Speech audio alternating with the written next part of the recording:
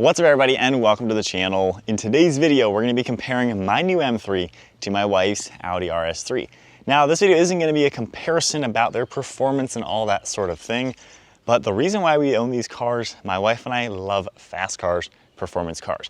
The RS3 and the M3 are probably the most performance focused sedans on the market, to where performance is their first order of business. Practicality comes second on these cars in terms of just a normal usable sedan. So we like high performance. This is the mom and the dad car for us. And we're gonna compare basically how these actually stack up, because one thing that I kind of had a hunch with when I was ordering the M3 is, once I buy this car, is it gonna make the RS3 kind of a useless car?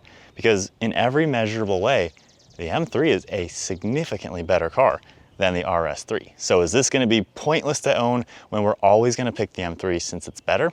Well, let's get into that, because already just the first week or so of ownership with the M3, there are two aspects about the RS3 that are so much better than the M3, to where these cars are actually gonna be very well complementing each other. They're gonna be the perfect duo for us to enjoy performance cars with the family. So the first thing the M3 does a lot better is power. We have a 3-liter inline 6-cylinder twin turbocharged engine with 523 horsepower.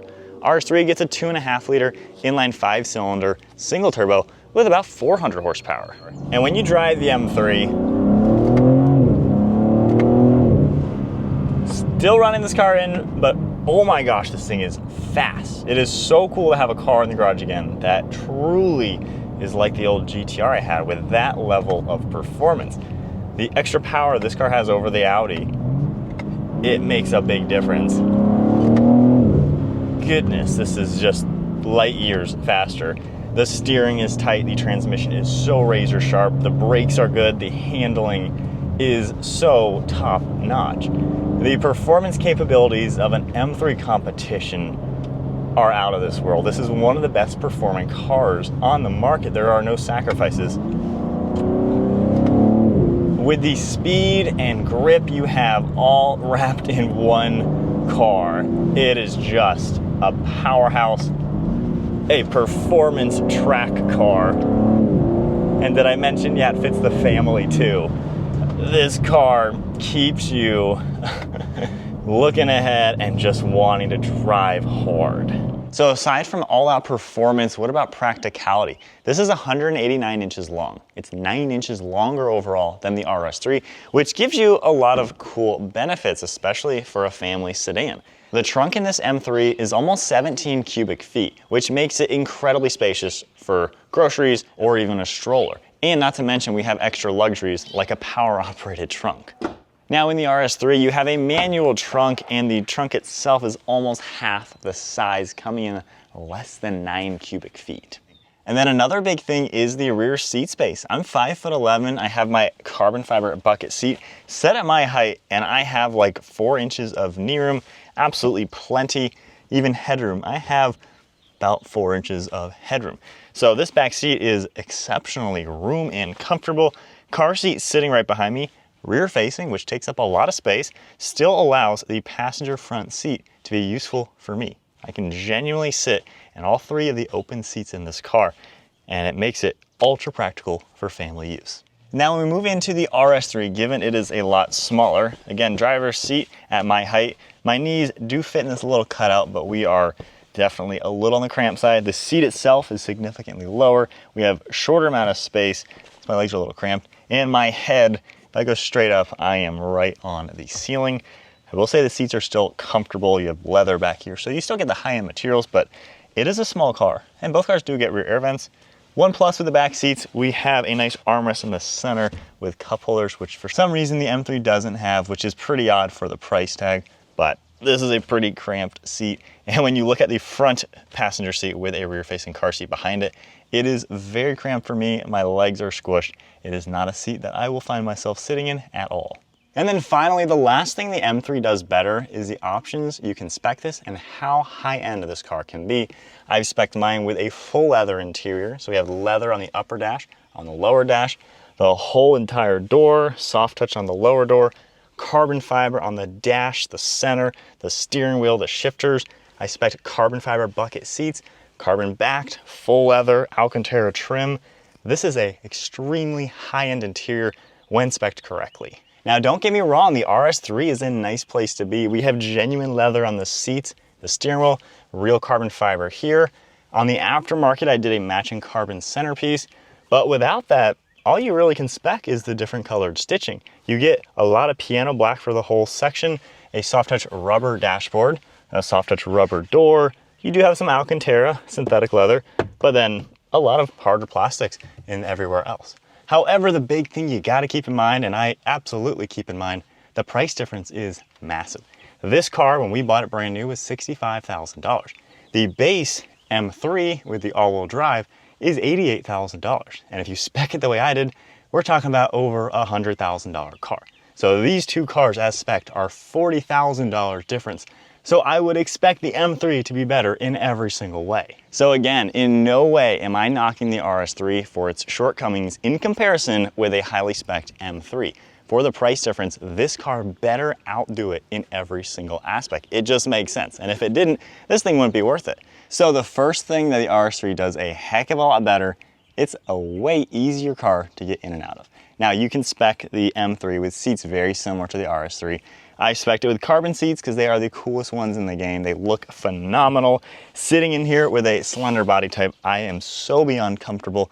I could genuinely sit in these all day long. So I love the seats. I was only gonna spec this car with these seats. However, at 32 years old, I am realizing in 10 years from now, I don't think I could spec this car with these seats. Even now, they are a bit to get in and out of. I'm 5'11". There's no comfort access or anything in this car. With the steering wheel set at a perfect spot, I fit, again, very comfortably. Getting in and out, this is not a car I want to get in and out of 10 times in a row grocery shopping. So with that said, I'm gonna sound like an old man.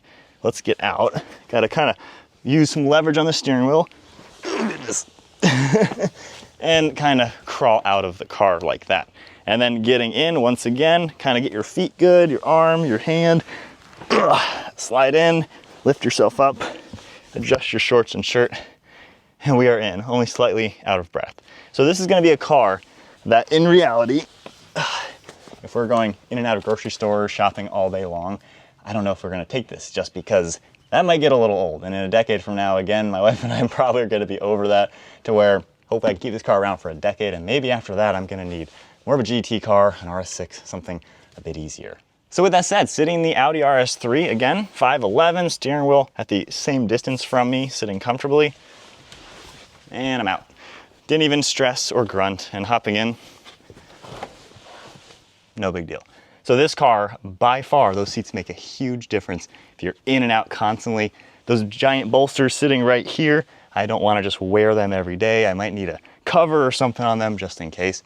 But the Audi RS3 with normal seats, or of course an M3 with normal seats, makes a huge difference just getting in and out of it for just the practicality. So what is the second thing that the Audi RS3 does significantly better than the M3? Ride quality.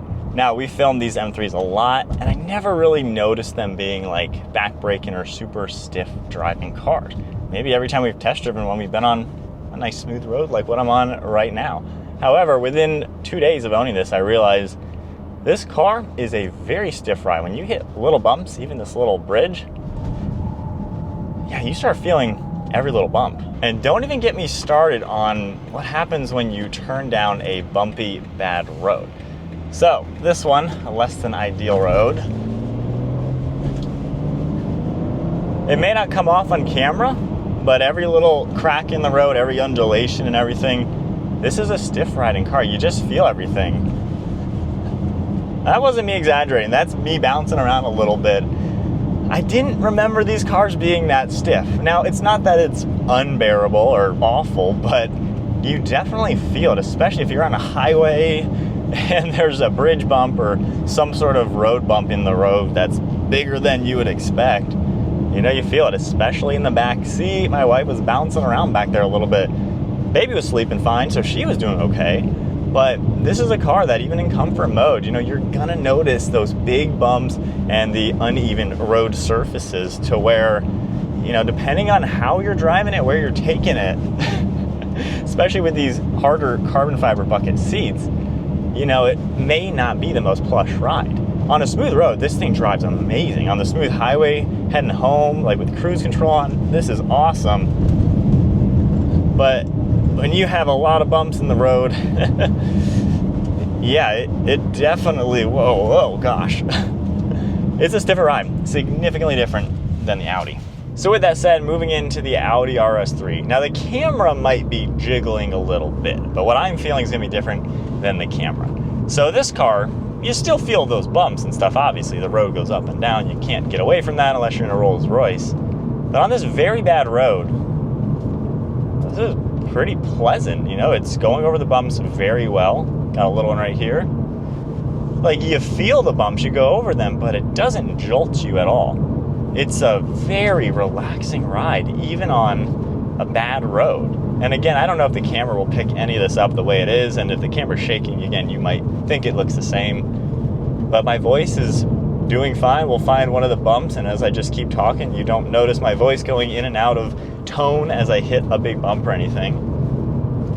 It's so much more comfortable. It's a relaxing car to drive, and it's nice, honestly. One of my favorite things with Audis is the fact that they all just drive so well. They have a luxury touch to them. Right here is a really bad spot. Like, you feel it, but it's not the same. It doesn't jolt you. And again, it's not that the M3 is undrivable on bad roads. It's just, you really notice you're in a little race car. This car, it kind of hides that in comfort mode. It just feels like a comfortable Audi. And when you get onto a smooth road, it's just like sitting on my living room sofa. We're just smoothly cruising. The plushness in the seat is nice. It's a relaxing car, honestly. And again, this is a rowdy, high-strung performance rocket, and yet, in comparison, this car in comfort mode is very pleasant.